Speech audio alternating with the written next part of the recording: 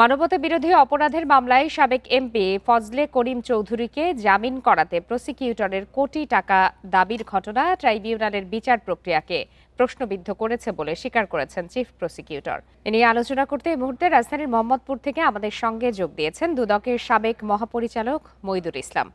জনাব মইদুল ইসলাম, আপনাকে স্বাগত জানাচ্ছি ইন্ডিপেন্ডেন্ট টেলিভিশনে। আপনি নিশ্চয়ই প্রতিবেদনটি দেখছিলেন বা শুনছিলেন। এ বিষয়ে দিনভরই কথাবার্তা হয়েছে।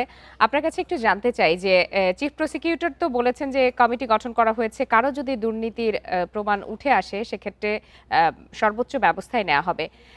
দুর্নীতির অভিযোগ যেহেতু উঠেই এসেছে, সেক্ষেত্রে দুদকের করণীয় কি? জি, ধন্যবাদ। আপনার এটা যেহেতু ঠিকই ধরেছেন, যেহেতু ঘুষের ব্যাপার, ঘুষ চাওয়াটাও আপনার অপরাধ। কাজেই এটা ঘুষের অপরাধটা দুর্নীতির। বিকাশ পেমেন্টে 10,000 টাকার বেশি অফার, শপিং চলছে তো। এবং সেই ক্ষেত্রে দুর্নীতি দমন কমিশন অর্থাৎ দুদকের কাজ, এবং কেবলই দুদক করবে, অন্য কেউ এই বিষয়টি করতে পারবে না। কিন্তু এখন তো বর্তমানে যেটি অবস্থা হয়ে আছে সেটা হচ্ছে দুদকের কর্তৃপক্ষ নেই, মানে কমিশন নেই, চেয়ারম্যান কমিশনাররা নেই। চেয়ারম্যান কমিশনাররা না থাকলে সিদ্ধান্ত প্রদানকারী কোনো কর্তৃপক্ষ এই মুহূর্তে দুদকে নেই।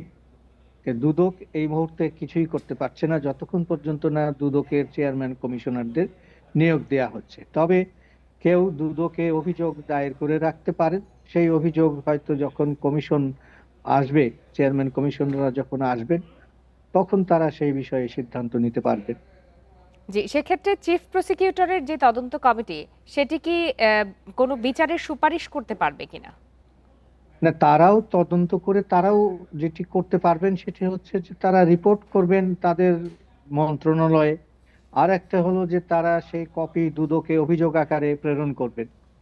এবং তখনই, কারণ দুর্নীতি দমন কমিশন ছাড়া কিন্তু ঘুষের ব্যাপারটা অন্য কেউই এই মামলা মোকদ্দমায় যেতে পারবে না, তদন্ত করতে পারবে না, মানে আদালতে দাখিল করার মতন কিছু করতে পারবে না। যেটি চিফ প্রসিকিউটর বলছেন সেটি হচ্ছে যে তাদের অভ্যন্তরীণ তদন্ত করে যদি তারা দেখেন যে এই সত্যতা পাওয়া গেছে, তাহলে তারা হয়তো আইনি পথে আসবেন, অর্থাৎ আনুষ্ঠানিকভাবে দুদকে অভিযোগ করবার ব্যাপারে উদ্যোগ নেবেন, ব্যবস্থা নেবেন।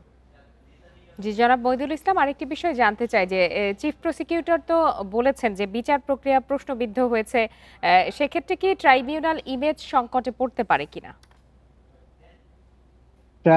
পুরো ট্রাইব্যুনাল ইমেজ সংকটে পড়েছে সেটি বলা যাবে কিনা, তবে প্রসিকিউটর যে টিম, সেই টিমের ইমেজ সংকট তো দারুণভাবেই ঘটেছে। এখানে যেহেতু একটি তদন্তাধীন মামলায় জামিন করিয়ে দেওয়ার ব্যাপারে ঘুষের কথাবার্তা হচ্ছিল, এবং প্রসিকিউটর একজন, তিনি এখানে ঘুষ দাবি করছিলেন বলে দেখা যাচ্ছে ভিডিওতে। সেই ক্ষেত্রে প্রসিকিউটর তো জামিন করিয়ে দিতে পারেন না, মানে জামিনের আদেশ তো আর তিনি দিতে পারেন না, জামিনের আদেশ দেবে আদালত।